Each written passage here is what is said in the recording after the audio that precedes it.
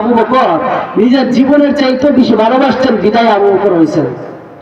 दुनिया ये सदाकत से तेरे नाम रहेगा, दुनिया ये सदाकत से तेरे नाम रहेगा, सिद्दीक तेरे नाम से इस्लाम रहेगा, सिद्दीक तेरे नाम से इस्लाम रहेगा, दुनिया ये शुजाअत से तेरे नाम रहेगा, फारूक तेरे नाम से इस्लाम रहेगा, फारूक तेरे नाम से इस्लाम रहेगा, दुनिया ये अदालत से तेरे नाम रहेगा, दुनिया ये अदालत से तेरे नाम रहेगा, हैदर तेरे नाम से इस्लाम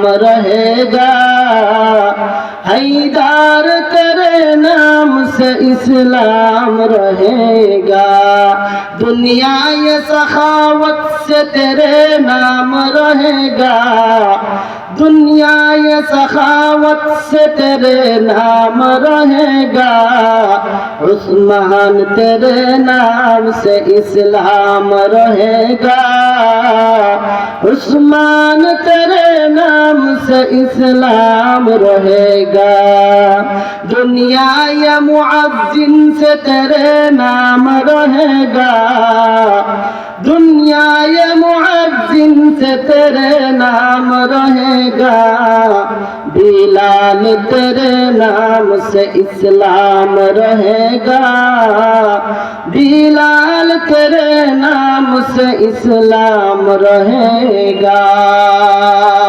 তারা হলেন আমাদের সাহাবা, তারা হলেন আমাদের জন্য আদর্শ, তারা হলেন আমাদের জন্য উসওয়া।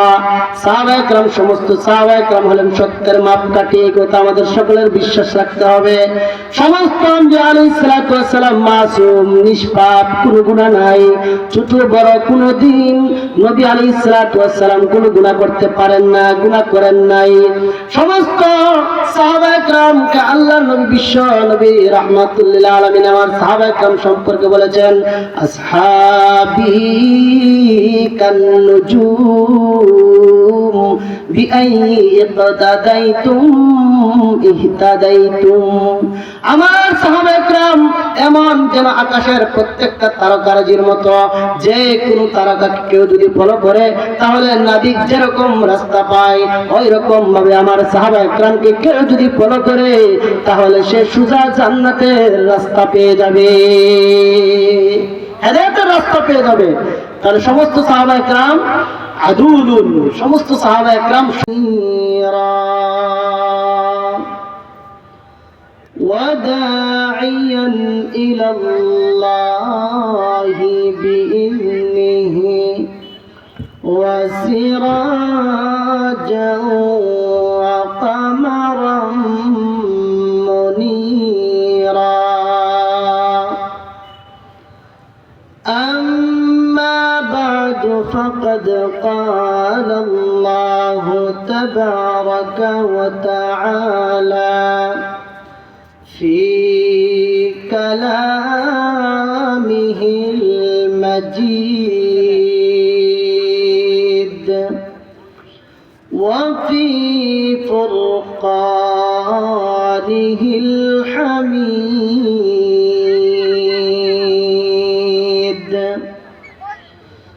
أعوذ بالله من الشيطان الرجيم.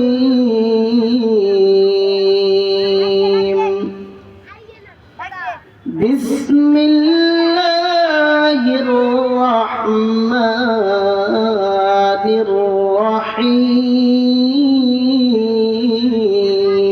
الرحيم.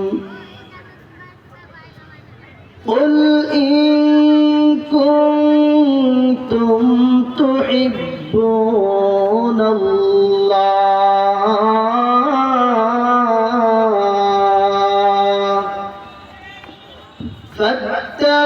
فاتبعوني يحببكم الله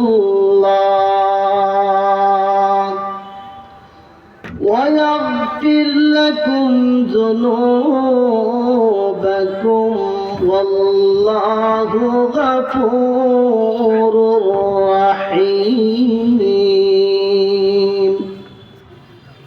قال رسول الله صلى الله عليه وسلم: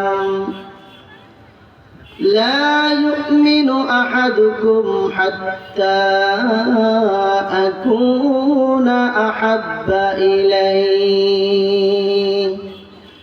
من والده وولده والناس أجمعين،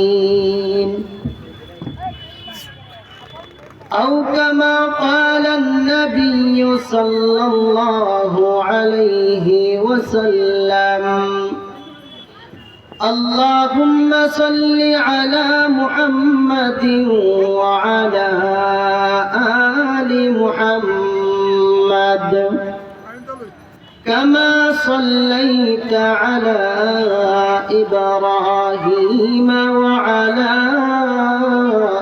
آل إبراهيم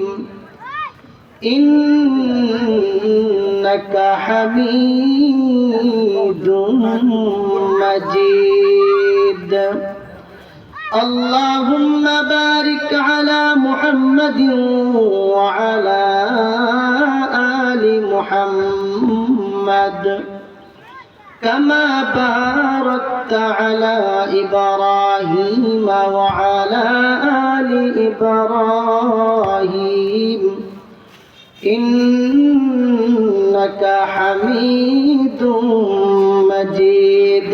بلغ العلا بكماله كشف الدجى بجماله حسنت جميع خصاله صلوا عليه وآله. شجر में حجر में तेरे रंग बूहे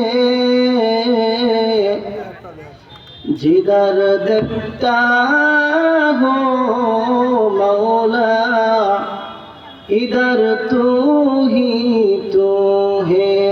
ला इलाहा इल्लल्लाह ला इलाहा इल्लल्लाह ला इलाहा इल्लल्लाह ला इलाहा इल्लल्लाह ला इलाहा इल्लल्लाह ला इलाहा इल्लल्लाह ला इलाहा इल्लल्लाह ला इलाहा इल्लल्लाह मुहम्मदुर रसूलुल्लाह। रुखसार से बरक़ा का जरा पर्दा उठा दो, रुखसार से बरक़ा का जरा पर्दा उठा दो। लिल्लाहि मुझे हुस्न खुदा दाद दिखा दो, लिल्लाहि मुझे हुस्न खुदा दाद दिखा दो। ऐ बहर करम सदक़ हुसैन बिन अली का, ऐ बहर करम सदक़ हुसैन बिन अली का। प्यासा हो मुझे शरबत दीदार पिला दो, पियासा हो मुझे शरबत दीदार पिला दो, मैं दूर हो मजबूर हो, मैं दूर हो मजबूर हो, ऐ सईद आलम दीदार दिखा दे, नहीं आवाज सुना दो, दीदार दिखा दे, नहीं आवाज सुना दो। আলহামদুলিল্লাহ, পলাশ তাফসিরুল কোরআন পরিষদের উদ্যোগে 25তম বার্ষিক তাফসিরুল কোরআন মহাসম্মেলনের অধ্যকার অত্যন্ত শ্রদ্ধাভাজন সভাপতি মহোদয়, দিগার ভবিষ্যৎ জাতির কান্ডারি উলামায়ে কেরাম, বাবার সমতুল্য মুরব্বিয়ানে আযম এবং যুবক ভাইয়েরা, পর্দার অন্তরাল থেকে আলোচনা শুনছেন আমার অত্যন্ত শ্রদ্ধেয় মা ও বোনেরা, সর্বপ্রথম মহান রব্বে কারীমের দরবারে অন্তঃস্থল থেকে শুকরিয়া জ্ঞাপন করছি যে মহান রব্বে কারীম আপনাকে আমাকে এই শীতের রাত্রিতে কোরআনের মহব্বতে, হাদিসের মহব্বতে, দ্বীনের মহব্বতে আল্লাহ রাব্বুল আলামিন আমাদেরকে জান্নাতি পরিবেশে আসার, বসার, আলোচনা করার এবং শোনার যে মনিব তৌফিক দান করেছেন, সেই মনিবের দরবারে প্রত্যেকেই অন্তরের কৃপণতা ছেড়ে দিয়ে জুড়ে সুরে শুকরিয়া আদায় করছি আলহামদুলিল্লাহ। মুহতারাম হাজিরিন, আমি আমার আলোচনা শুরু করার আগে সর্বস্তরের পলাশবাসীকে আমি আহ্বান করব, এই তাফসিরুল কোরআন মাহফিল মূলত পলাশের সর্বপ্রথম মাহফিল। এর আগে পলাশ কোনো তাফসিরুল কোরআন মাহফিল হয় নাই। এই তাফসিরুল কোরআন মাহফিল সকলেই জানে এটাই সবচেয়ে বড় তাফসিরুল কোরআন মাহফিল। আর এখন যদি এই সবচেয়ে বড় তাফসিরুল কোরআন মাহফিলে যদি সবচেয়ে কম মানুষ হয়, তাহলে এটা তো আমাদের লজ্জা ছাড়া আর কিছু নয়, এটা আমাদের লজ্জা। এজন্যই পলাশের সর্বস্তরের যুবক ভাইদেরকে লক্ষ্য করে বলছি, মুরব্বী বাবাদেরকে লক্ষ্য করে বলছি, আপনারা যারা এখনো এদিক সেদিক ঘোরাফেরা করতেছেন, মেহেরবানি করে কোনো কাজ নাই যাদের, অযথা বাজারে ঘোরাফেরা করতেছেন, চাষটলে বসে টিভির দিকে তাকায় আছেন, গুনার কাজ ছেড়ে দিয়ে বৎসরে একবার এই মাহফিল হয়, আপনারা কোরআনের মহব্বতে, হাদিসের মহব্বতে পিন্ডালে চলে আসুন। মুহতারাম হাজিরিন, আপনারা অবশ্যই অবগত আছেন যে এখানে পোস্টারের মধ্যে প্রত্যেকের পিছনে একটি বিষয় দেওয়া হয়েছে, আমাকেও একটি বিষয় দেওয়া হয়েছে, হুব্বে রাসূল। হুব্বে রাসূল অনেকেই বুঝবে না। রাসূল প্রেম, রাসূলের ভালোবাসা, রাসূলের মহব্বত সম্পর্কে আলোচনা করার জন্য কর্তৃপক্ষ আমাকে নির্দেশ দিয়েছেন। আল্লাহ রাব্বুল আলামিন যদি তৌফিক দান করেন, এই বিষয়ের উপরই সংক্ষিপ্ত আলোচনা আমি আপনাদের সামনে রাখার চেষ্টা করব। ওমা তৌফিক ইল্লা বিল্লাহ। সম্মানিত উপস্থিতি, আমরা সকলেই একটা জিনিস জানি, আমাদের রাসূল শেষ নবী, বিশ্ব নবী, নবীদের নবী, আকায়ে নামদার, তাজদারে মদিনা, সরকারে দু আলম রাসূলুল্লাহ সাল্লাল্লাহু আলাইহি ওয়াসাল্লাম, তিনি আমাদের নবী, এমনকি সমস্ত কুল কায়নাতের নবী, সমস্ত নবীদেরও নবী। বলতে গেলে এক কথায় আমরা আদম আলাইহিস সালাতু ওয়াস সালাম থেকে নিয়ে শুরু করে এই পর্যন্ত যত নবী রাসূল দুনিয়া থেকে চলে গেছেন, আমাদের নবী সবচেয়ে বড় নবী, আমাদের নবী সবচেয়ে বড় নবী, এবং আমাদের নবী সকল নবীদেরও নবী, আমাদের নবী সমস্ত মাখলুকাত থেকে শ্রেষ্ঠ। আমাদের নবীর পরে আর কোনো নবী আসবে না, সর্বশেষ নবী হলো আমাদের নবী। না আর কোনো নবী আসবে? মুসাইলামাতুল কাজ্জাব, গোলাম আহমদ কাদিয়ানী সে নবী দাবি করে আমাদের বাংলাদেশের মধ্যে একদল বের হয়েছে, আহমদিয়া মুসলিম জামাত নাম দিয়ে। তারা বলে যে মুহাম্মদ নবী কিন্তু শেষ নবী না।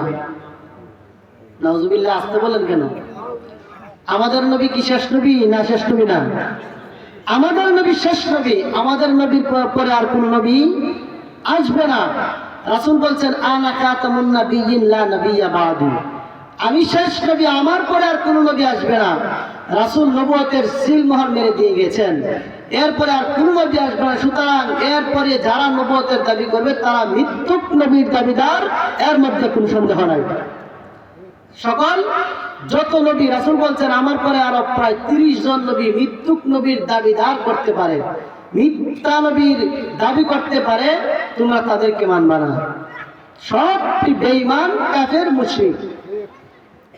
গোলাম আহমদ কাদিয়ানী আহমদিয়া মুসলিম জামাত নাম দিয়ে আমাদের বাংলাদেশে যারা বাস করে তারা মুসলমান না কাফের?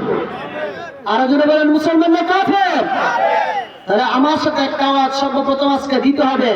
আমি যখন আওয়াজ দিব, আমার সাথে সাথে সকলে আওয়াজ দিবেন।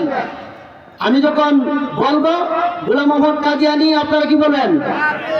গোলাম আহমদ কাদিয়ানী, গোলাম আহমদ কাদিয়ানী কাফের, কাফের। গোলাম আহমদ কাদিয়ানী কাফের, কাফের। যারা গোলাম আহমদ কাদিয়ানীকে কাফের বলবে তারাও কাফের। এই ব্যাপারে কোন ইমাম, কোন উলামায়ে কেরাম কারো কোনো দ্বিমত নাই। যারা গোলাম আহমদ কাদিয়ানীকে কাফের বলবে না তারাও কাফের হয়ে যাবে। তাহলে গোলাম আহমদ কাদিয়ানী শেষ নবীর দাবিদার। সে মনে করে মুহাম্মদ শেষ নবী না, নবী ছিল কিন্তু শেষ নবী না, আমি হইলাম গিয়া শেষ নবী। গোলাম আহমদ কাদিয়ানী, নাউজুবিল্লাহি মিন যালিক। এই চক্র আমাদের বাংলাদেশে ঢুকে পড়েছে, আমাদের গ্রামে গঞ্জে আস্তে আস্তে আসতেছে। এই জন্য আমাদের সজাগ দৃষ্টি রাখতে হবে। যারা এরকম দাবি করে মৃত্যুক নবীর দাবিদার, তাদেরকে আমরা জুতা পিটা করতে হবে। আমাদের এই সমাজ থেকে তাদেরকে বহিষ্কার করতে হবে, আমাদের দেশ থেকে তাদেরকে বের করতে হবে। হ্যাঁ, তোমরা আমাদের দেশে থাকতে পারো, কাফির নাম দিয়ে থাকবা, অমুসলিম হিসেবে তোমরা থাকতে পারবা, মুসলমান নাম দিয়ে বাংলার জমিনে কাদিয়ানী কোন গোষ্ঠী থাকতে পারবে না, পারবে না, পারবে না। এজন্যই গোলাম আহমদ কাদিয়ানী কাফের, এটা আমাদের সকলেরই জানা থাকতে হবে। গোলাম আহমদ কাদিয়ানী যে মৃত্যুক নবীর দাবিদার, এই মৃত্যুক নবীর দাবিদার তাদের কিছু উম্মত আছে আমাদের দেশে আসবে, আপনাদেরকে টাকা দিয়ে আপনাদেরকে ওই দলে নেওয়ার চেষ্টা করবে। তাদেরকে টাকা দেয়, তারা টাকা দিয়ে তারা কি করে, তাদের দলের মধ্যে নিয়ে যায়। এজন্য আমাদের সজাগ দৃষ্টি রাখতে হবে। আমাদের জীবনের চেয়ে আমাদের ইমানের দাম কম না বেশি? জোরে বলেন, আমাদের জীবনের চেয়ে ইমানের দাম কম না বেশি? সুতরাং জীবন একবার নয়, দুইবার নয়, 1000 বার জীবন চলে গেল, আমাদের ইমান বিক্রি করতে পারবো না। বিক্রি করে দিবেন? ইমান বিক্রি করা যাবে না। এজন্য টাকার কাছে ইমান বিক্রি করলে আমরা তো মুসলমান থাকলাম না, মুসলমান হইলাম না, আমরা তো কাফের মুশরিক হয়ে মারা যাবো। এজন্যই আমাদের এই ব্যাপারে সজাগ দৃষ্টি রাখতে হবে। বলছিলাম আমাদের নবী শেষ নবী, আমাদের নবীকে আমরা ভালোবাসবো। আমাদের নবীকে ভালোবাসা আমাদের ইমানে যে হুব্বুর রাসূল মিনাল ঈমান, হুব্বুর রাসূল মিনাল ঈমান। নবীকে ভালোবাসা এটা ঈমানের দাবি, ঈমানের একটা অঙ্গ। রাসূলকে ভালোবাসা, রাসূলকে মহব্বত করা, রাসূলের প্রেম দেখানো, এটা একজন মুসলমানের ঈমানি দায়িত্ব। আমরা আমাদের রাসূলকে ভালোবাসি। কতটুকু ভালোবাসতে হবে? আল্লাহর নবী বিশ্ব নবী রাহমাতুল লিল আলামিন হাদিসের মধ্যে বলেন, লা ইউমিনু আহাদুকুম হাত্তা আকুনা আহাব্বা ইলাইহি মিন ওয়ালিদিহি ওয়া ওয়ালাদিহি ওয়ান নাসি আজমাইন। আল্লাহর বিশ্ব নবী রাহমাতুল লিল আলামিন বলেন, রে আমার দুনিয়ার উম্মতেরা শুনো, আমি রাসূল, এমন রাসূল তোমাদের কাছে আসছে যে রাসূলকে তোমরা তোমাদের মা বাবার চাইতে বেশি ভালোবাসতে হবে, তোমার ছেলে মেয়ের থেকে তুমি বেশি ভালোবাসতে হবে। এমনকি আল্লাহর নবী বলেন, রে দুনিয়ার মানুষ, তুমি আমি রাসূলকে তোমার জীবনের চাইতেও বেশি ভালোবাসতে হবে। আমার জীবনের চাইতে আমার রাসূলকে কি করতে হবে? বেশি ভালোবাসতে হবে। আমার জীবন একবার দুইবার চলে যাক, কিন্তু আমার রাসূলের ভালোবাসা আমার অন্তরে সবচেয়ে বেশি থাকতে হবে, তাহলে আমি প্রকৃত ঈমানদার হতে পারবো। এজন্য রাসূল বলছেন, লা ইউমিনু আহাদুকুম, কেউ কোনদিন ততক্ষণ পর্যন্ত খাঁটি ঈমানদার হতে পারবে না যতক্ষণ পর্যন্ত মিওয়ালিদিহি ওয়া ওয়ালাদিহি ওয়ান নাসি আজমাইন, তোমার মা বাবা ভাই বোনের আত্মীয় স্বজন ছেলে সন্তান এমনকি পৃথিবীর সকল মানুষ থেকেও যে আমাকে বেশি ভালোবাসতে পারবে না সে প্রকৃত ঈমানদার হতে পারবে না। তাহলে আমাদের সবচেয়ে ভালোবাসতে হবে কাকে? আমার নিজের জীবনের চাইতে কাকে ভালোবাসবো? রাসূলকে ভালোবাসবো। হযরত উমর ফারুক রাদিয়াল্লাহু তাআলা আনহু একদিন আল্লাহর নবী বিশ্ব নবী রাহমাতুল লিল আলামিনের সাথে এক পর্যায়ে কথা বলতে বলতে উমর রাদিয়াল্লাহু তাআলা আনহু এবার বললেন, ইয়া রাসূলুল্লাহ, ইয়া হাবিবাল্লাহ, আগো নবীজি, আমি আপনাকে আমার ছেলে মেয়ে মা বাবা আত্মীয় স্বজন যারা দুনিয়াতে আছে সমস্ত মানুষ থেকেও আপনাকে আমি বেশি ভালোবাসি, তবে আমার জীবন থেকে আমি বেশি ভালোবাসি না। আল্লাহর নবী ডাক দিয়ে বলেন, ওমর, যতক্ষণ পর্যন্ত তুমি তোমার নিজের জীবনের চাইতে আমি রাসূলকে বেশি ভালোবাসতে পারবে না ততক্ষণ পর্যন্ত তুমি খাঁটি ঈমানদার হতে পারবে না। কিছুক্ষণ উমর রাদিয়াল্লাহু তাআলা আনহু চুপ থেকে এবার বলতেছি, ইয়া রাসূলুল্লাহ, ইয়া হাবিবাল্লাহ, আগো নবীজি, আমি উমর এবার সাক্ষ্য দিলাম আমার জীবনের চাইতে আমার রাসূলকে আমি বেশি ভালোবাসি। এবার আল্লাহর নবী বললেন, উমর, আকমালতাল ঈমান, তোমার ঈমান তুমি এবার পরিপূর্ণ করেছো, তোমার ঈমানটা এবার কামিল হয়েছে, পুরা হয়েছে। সুতরাং বোঝা গেল যতদিন পর্যন্ত আপনার আমার মা বাবার চাইতে, আপনার আমার বন্ধু বান্ধবের চাইতে, আপনার আমার ছেলে মেয়ের চাইতে আমার নবীকে আমি বেশি ভালোবাসবো না ততক্ষণ পর্যন্ত আপনি আমি খাঁটি ঈমানদার হতে পারবো না। খাঁটি ঈমানদার হতে হলে কি করতে হবে? আমার রাসূলকে আমার জীবনের চাইতে বেশি ভালোবাসতে হবে। আল্লাহর নবী বিশ্ব নবী রাহমাতুল লিল আলামিন বলেন, যে ব্যক্তি আমাকে ভালোবাসলো, আমার সুন্নতকে যে ব্যক্তি ভালোবাসলো সে যেন আমাকে ভালোবাসলো। মান আহাব্বা সুন্নতি ফাকাদ আহাব্বানি ওয়া মান আহাব্বানি কানা মাই ফিল জান্নাহ। আল্লাহর নবী বিশ্ব নবী রাহমাতুল লিল আলামিন বলেন যে আমার উম্মতেরা, তোমরা যদি আমার সুন্নতকে ভালোবাসো, আমরা তো আমাদের রাসূলকে পাই নাই, কেউ পেয়েছি কেউ পাই নাই, আমাদের রাসূলকে আমরা পাই নাই। আল্লাহর নবী এজন্য এই হাদিসে বলে গিয়েছেন, যদি আমাকে কোন উম্মত আমার না পায়, আমার পরবর্তীতে কিয়ামত পর্যন্ত যত উম্মত আসবে তারা যদি আমাকে না পায়, মান আহাব্বা সুন্নতি, যদি বান্দারে তুমি যদি আমার রাসূলের সুন্নতকে তুমি যদি আঁকড়ে ধরে রাখতে পারো, আমি রাসূলের সুন্নতকে যদি তুমি ধরে রাখতে পারো, আমার রাসূলের সুন্নতকে যদি তুমি ভালোবাসো, তাহলে ফাকাত আহাব্বানি, রাসূল বলেন সে যেন স্বয়ং আমি রাসূলকে ভালোবাসলো। যে ব্যক্তি আমার রাসূলের সুন্নতকে ভালোবাসবে সে যেন আমার রাসূলকেই ভালোবাসলো। তাহলে বোঝা গেল কি, আমরা যতক্ষণ পর্যন্ত রাসূলের সুন্নত মানলাম না, রাসূলের সুন্নত পালন করলাম না, ততক্ষণ পর্যন্ত রাসূলকে ভালোবাসলেও এটা মৃত্যু ভালোবাসার দাবিদার হবে। বোঝা গেল রাসূলের পরিপূর্ণ সুন্নতের ইত্তেবা করতে হবে, রাসূলের সুন্নতের অনুসরণ করতে হবে, যেরকম ভাবে সাহাবা একরাম করেছিলেন। যে ভালোবাসা সাহাবা একরাম দিয়েছিলেন, পৃথিবীতে আর কোনো মানুষ সাহাবীদের মতো রাসূলের ভালোবাসা প্রেম দেখাইতে পারবে না। এই নজির আর আসবে না পৃথিবীতে। হুব্বে রাসূল এই প্রসঙ্গে আমি তো বললাম আমরা ইচ্ছা করে সাহাবীদের মতো ভালোবাসতে পারবো না। ইচ্ছা করলে পারবো আমরা? সাহাবারা যেভাবে নিজের জীবন দিয়ে সব কিছু বিলিয়ে দিয়ে আমার রাসূলকে ভালোবেসেছিলেন, আমরা তো ওইরকম ভাবে রাসূলকে ভালোবাসতে পারবো না। এরকম ভাবে এক আল্লাহর ওলি বয়ান করতেছেন, আরেকজন জেনারেল শিক্ষিত একজন মানুষ, সে রাসূল প্রেম নিয়ে আলোচনা শুনতেছেন, এক বুজুর্গ আল্লাহর ওলি বয়ান করতেছেন আর উনি শুনতেছেন। যেরকম ভাবে আমি আমার হুব্বে রাসূল নিয়ে এখন আলোচনা করতেছি, আপনারা শুনতেছেন, ওই রকম ভাবে একজন মানুষ রাসূলের প্রেম নিয়ে আলোচনা শুনতেছে। হঠাৎ করে দাঁড়িয়ে ওই ব্যক্তি হুজুরকে প্রশ্ন করলো, হুজুর, যদি আমি ওই সময় সাহাবীদের জমানায় থাকতাম তাহলে তো আমরাও রাসূলের জন্য জীবন দিতাম। এটা তো আমাদের অনেকের ভিতরে আছে। হুজুর আবার ডাক দিয়ে বলতে লাগলো, আরে বেটা, যদি আল্লাহ তাআলা তোমাকে সাহাবী হওয়ার যোগ্যতা দিতেন তাহলে তো ওই সময় আল্লাহ তাআলা তোমাকে পাঠাইতেন। আল্লাহ তাআলা তোমাকে সাহাবী হওয়ার যোগ্য তোমাকে দেন নাই, যোগ্য বানান নাই, এজন্য আল্লাহ তাআলা সাহাবীদের জমানায় আল্লাহ তাআলা তোমাকে পাঠান নাই।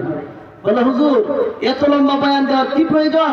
যে আমি তো যদি রাসূলের জমানায় থাকতাম তাহলে আমিও রাসূলকে ভালোবাসতাম, আমিও রাসূলের জুতা ঠিক করে দিতাম, আমিও রাসূলের শরীরে তেল মালিশ করে দিতাম, কত কিছু করতাম। এই কথা বলে ওই ব্যক্তি চলে গেল বাড়িতে। এবার যখন ব্যক্তিটা রাত্রে ঘুমাইল, ওই ব্যক্তি ঘুমের ঘরে স্বপ্নে দেখে আল্লাহর নবী বিশ্ব নবী রাহমাতুল লিল আলামিন একটা ঘোড়ার গাড়ির মধ্যে আরোহণ অবস্থায়, আল্লাহর নবী বসা, পাশে আরেকজন সাহাবী বসা, সামনে ঘোড়ার লাগাম ধরে একজন চালক বসা। ওই ব্যক্তিটা পাহাড়ের একটা চূড়ার মধ্যে দাঁড়ানো। এবার ওই ব্যক্তিটাকে সাহাবী ডাকতেছে, আসো আসো, আল্লাহর নবী এখানে বসা, তুমি ওই গাড়িতে আসো, তুমি নিচে নামতে হলে এই গাড়িতে আসো। ওই ব্যক্তি আবার আল্লাহর নবী বিশ্ব নবী রাহমাতুল লিল আলামিন যেই গাড়িতে বসলেন ওই গাড়িতেই বসলো। বসার পর কিছুক্ষণ যাওয়ার পরে এবার চালক ডাক দিয়ে বলতেছে, এ ভাই, তুমি যদি আল্লাহর নবীকে ভালোবেসে থাকো তাহলে এই মুহূর্তে আমার ঘোড়ার লাগাম ছিঁড়ে গেছে, যে কোনো মুহূর্তে আমার ঘোড়া অ্যাক্সিডেন্ট করে গাড়ি হুচুটকে পাহাড় থেকে পড়ে যাইতে পারে, মেহেরবানি করে তুমি তোমার দেহটা চাকার নিচে তুমি ধরে দাও, তাহলে আমার রাসূল বেঁচে যাবে, অন্যথায় রাসূল অ্যাক্সিডেন্ট করতে পারে। তুমি যদি এই মুহূর্তে তোমার দেহটাকে লাফ দিয়ে তুমি গাড়ির চাকার নিচে ধরে দাও তাহলে হয়তো তোমার একটু সামান্য হাড্ডি ভাঙতে পারে, বেশি কিছু হবে না, কিন্তু আমার রাসূল তো বেঁচে যাবে, তুমি কি পারবা নাকি? ওই ব্যক্তি আবার চুপ করে বসা, কোনো কিছু বলে না। কিন্তু আল্লাহর নবী বিশ্ব নবী রাহমাতুল লিল আলামিনের সাথে যে সাহাবী বসা ছিল ওই সাহাবীকে কোনো কিছু বলতে হয় নাই, চালক শুধুমাত্র ওই ব্যক্তিকে লক্ষ্য করে বলেছিল, আর এই সাহাবীকে কোনো কিছু না বলতেই সাহাবী লাফ দিয়ে গাড়ির চাকার নিচে পড়ে গেল, গাড়িটা থেমে গেল, আল্লাহর নবী অ্যাক্সিডেন্ট থেকে বেঁচে গেল। ওই ব্যক্তি হতভম্ব হয়ে গেল, লাফ দিয়ে ঘুম থেকে সজাগ হয়ে গেল। এবার মনে মনে আফসোস করতে, হারে আমি কি করলাম, আমার রাসূলকে পাইলাম কিন্তু আমার রাসূলকে বাঁচানোর জন্য আমার জীবনটাকে আমি ধরে দিতে পারলাম না। এই স্বপ্নের তাবির কি আর করতে হবে? বলেন, স্বপ্নের তাবির করতে হবে। ব্যক্তি আবার বুঝে ফেলল, ওই জেনারেল শিক্ষিত মানুষটা এবার বুঝে দৌড়ে সকালে ওই হুজুরের বাড়িতে চলে গেল, গিয়া হুজুরের পায়ে ধরে কান্নাকাটি করতেছে, হুজুর আমাকে মাফ করে দিন, আমি অন্যায় করে ফেলেছি, আমি আজকে রাতে এই স্বপ্ন দেখেছি, কিন্তু আমি আমার রাসূলের জন্য আমার নিজের জীবনটা আমি দিতে পারি নাই। হুজুর এবার বলল, আমার কাছে মাপ চাইলে কোনো কাজ হবে না, তুমি যে কাজ করেছ, তুমি তো আমার রাসূলের প্রেম দেখাইছিলা, কিন্তু তুমি এই পরীক্ষার মধ্যে তুমি ফেল করেছো, সুতরাং এখনো সময় আছে, তওবা করে আমার রাসূলকে নিজের জীবন থেকে ভালোবাসার চেষ্টা করো। তাহলে সাহাবীদের মতো আমরা ভালোবাসতে পারবো না। ওই সাহাবী কিছু না বলতেই গাড়ির চাকার নিচে পড়ে গেছে। আল্লাহ তাআলা তাকে এই স্বপ্ন দিয়া রাসূল প্রেম যে সাহাবীদের মধ্যে কেমন ছিল, কত গভীর ছিল, এই জিনিসটা অনুধাবন করানোর জন্য আল্লাহ তাআলা এই স্বপ্ন দেখাইছেন।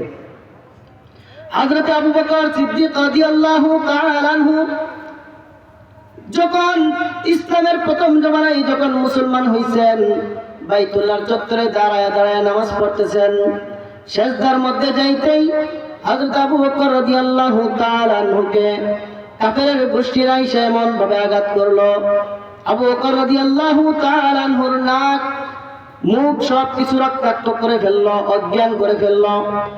হযরত আবু বকর যখন অজ্ঞান থেকে হুঁশ ফিরে আসলো, বাড়িতে মাকে জিজ্ঞাসা করে, ওগো মা, আমার রাসূল কি ভালো আছেনি, আমার রাসূল কি অবস্থায় আছে আমার দেখতে হবে। যেহেতু কাফের মুশরিকরা আমার উপর আক্রমণ করেছে, সুতরাং আমার বুঝতে বাকি নাই আমার রাসূলকেও ওই কাফের বেঈমান মুশরিকরা আহত করতে পারে। সুতরাং আমি এই মুহূর্তে আমি আর বাড়িতে থাকবো না। দৌড়ে আবু বকর রাদিয়াল্লাহু তাআলা আনহু আল্লাহর নবীর কাছে চলে গেল। আল্লাহর নবী বিশ্ব নবী রাহমাতুল লিল আলামিনের কাছে যখন গেল, রাসূল আবু বকরের এই রক্তমাখা চেহারা দেখে চিৎকার করে কাঁদতে লাগলেন, আবু বকর তোমার এই অবস্থা কে করেছে, কে করেছে? ইয়া রাসূলুল্লাহ, ইয়া হাবিবাল্লাহ, মক্কার কাফের মুশরিক বেঈমানরা আমি বাইতুল্লাহর চত্বরে দাঁড়িয়ে নামাজ পড়েছিলাম, মক্কার কাফের মুশরিকরা অতর্কিত হামলা করে আমাকে এরকম রক্তাক্ত করেছে। আবু বকর রাদিয়াল্লাহু তাআলা আনহু বললেন, ইয়া রাসূলুল্লাহ, ইয়া হাবিবাল্লাহ, আমি আপনার কাছে দৌড়ে এসেছি, কারণ হলো আমার মনে হইতেছে যে আপনাকেও তারা আঘাত করবে। সুতরাং ইয়া রাসূলুল্লাহ, মক্কার নগরী এই মুহূর্তে আপনার জন্য আমার জন্য নিরাপদ না। চলেন আমরা সুদূর মরুভূমিতে চলে যাই, রাত্রে আবার বাড়িতে চলে আসবো। আবু বকর রাদিয়াল্লাহু তাআলা আনহু এই অবস্থায় যখন মক্কার বাহিরে চলে গেলেন, এবার আবু বকর বলতেছি, ইয়া রাসূলুল্লাহ, ইয়া হাবিবাল্লাহ, আমি কেন এরকম রক্তমাখা অবস্থায় আপনার কাছে গিয়েছি আপনি জানেননি? যদি আবু বকর একবার নয়, দুইবার নয়, 1000 বার আবু বকর যদি জীবন দিয়ে দেয়, কোনো আফসোস নাই, কোনো আফসোস নাই। আমার নবীর গায়ে থেকে যদি এক ফোঁটা রক্ত ঝরে, তাহলে আমি আবু বকর দুনিয়াতে বেঁচে থেকে কোনো লাভ নাই। আবু বকর রাসূল কেমন ভালোবাসতেন! হিজরতের রাত্রিতে আবু বকর রাদিয়াল্লাহু তাআলা আনহু আল্লাহ নবী বিশ্ব নবী রাহমাতুল লিল আলামিন আগে জানিয়ে দিয়েছিলেন, আবু বকর আমি যে কোনো মুহূর্তে আমি কিন্তু মক্কা থেকে মদিনায় হিজরত করতে পারি, তুমি প্রস্তুত থেকো। যেদিন আবু বকর রাদিয়াল্লাহু তাআলা আনহুকে আল্লাহর নবী এই কথা বলেছিলেন, ওই দিন থেকে আবু বকর রাদিয়াল্লাহু তাআলা আনহু মক্কা থেকে মদিনায় হিজরতের জন্য প্রতি রাত আল্লাহর নবী বিশ্ব নবীর জন্য দরজার মধ্যে দাঁড়াইয়া দাঁড়াইয়া আবু বকর অপেক্ষা করতেন। দীর্ঘ 6 মাস অপেক্ষা করার পর একদিন হঠাৎ করে আবু বকর রাদিয়াল্লাহু তাআলা আনহুর দরবারে আল্লাহর নবী আয়েশা আঘাত করতে লাগলেন, টোকা দিতে লাগলেন। সাথে সাথে 1 সেকেন্ড দেরি হলো না, দরজাটা খুলে আল্লাহর নবী রাসূল সাল্লাল্লাহু আলাইহি সাল্লামকে আবু বকর রিসিভ করলেন। আল্লাহর নবী আশ্চর্য হয়ে গেল, আবু বকর আমি একটা টোকা দিতেই তুমি দরজা খুলে ফেলেছো, তুমি কি রাত্রে ঘুমাও নাই? আবু বকর এবার ডাক দিয়ে বলতে লাগলো, ইয়া রাসূলুল্লাহ, ইয়া হাবিবাল্লাহ, গো নবীজি, আজকে থেকে নয়, যেদিন থেকে আপনি বলেছিলেন আবু বকর আমি তোমাকে নিয়ে আমি মক্কা থেকে মদিনায় হিজরত করব, তুমি কিন্তু প্রস্তুত থেকো। ইয়া রাসূলুল্লাহ, ইয়া হাবিবাল্লাহ, ওগো নবীজি, ওই দিন থেকে আমি আবু বকর দীর্ঘ 6 মাস যাবত আমি বিছানায় কোনোদিন পিঠ লাগাই না। বিছানায় কোনোদিন আবু বকর পিঠ লাগান নাই। আবু বকর বললেন, ইয়া রাসূলুল্লাহ, ইয়া হাবিবাল্লাহ, চলেন। বললো, তুমি কি তোমার পরিবার থেকে বিদায় নিবা না? তুমি ছেলে মেয়েদের কাছ থেকে বিদায় নিবা না? ইয়া রাসূলুল্লাহ, না না, যেদিন থেকে আপনি এই ঘোষণা দিয়েছেন ওই দিন থেকে আমি প্রতি রাত আমার স্ত্রী থেকে আমার ছেলে মেয়েদের কাছ থেকে আমি প্রতি রাত বিদায় নিয়ে রাখি, যেন আবু বকর আপনার সাথে চলতে কোনোদিন দেরি না হয়। চলেন চলেন ইয়া রাসূলুল্লাহ, আপনার জন্য আমি আর একটা উট রেডি রাখছি। রাসূল সাল্লাল্লাহু আলাইহি সাল্লামের জন্য আবু বকর উট রেডি রাখছেন। গেলেন গায়ে সুরের মধ্যে। গারে সুরের মধ্যে যাওয়ার পর আল্লাহর নবী বিশ্ব নবী রাহমাতুল লিল আলামিন গারে সুরের মধ্যে ঢুকছেন, আবু বকর ঢুকছেন। ঢুকার পর আল্লাহর নবী বিশ্ব নবী রাহমাতুল লিল আলামিনকে সেভ করার জন্য, নিরাপত্তা দেওয়ার জন্য আবু বকরের পাগড়ি থেকে ছিঁড়ে ছিঁড়ে প্রত্যেকটা গর্ত বন্ধ করলেন, কিন্তু একটা গর্ত বন্ধ করলেন না। ওই গর্তের মধ্যে পায়ের গোড়ালি দিয়ে এমনি আঘাত বন্ধ করে গর্তটাকে রেখে দিলেন। কিছুক্ষণ পর আবু বকর রাদিয়াল্লাহু তাআলা আনহুর পায়ের মধ্যে একটা বিষাক্ত সাপ দংশন করলো। আবু বকর রাদিয়াল্লাহু তাআলা আনহুর সমস্ত শরীরের মধ্যে বিষ ক্রিয়া ছড়িয়ে পড়লো। আবু বকর আর সহ্য করতে পারলেন না। শেষ পর্যন্ত চোখ থেকে যখন গরম অস্ত্র যখন রাসূলের চেহারার মধ্যে পড়লো, রাসূল সজাগ হয়ে গেলেন। দেখলেন আবু বকর রাদিয়াল্লাহু তাআলা আনহু কাঁদতেছে। আবু বকর, তোমার কি হয়েছে? তুমি কাঁদতেছো কেন?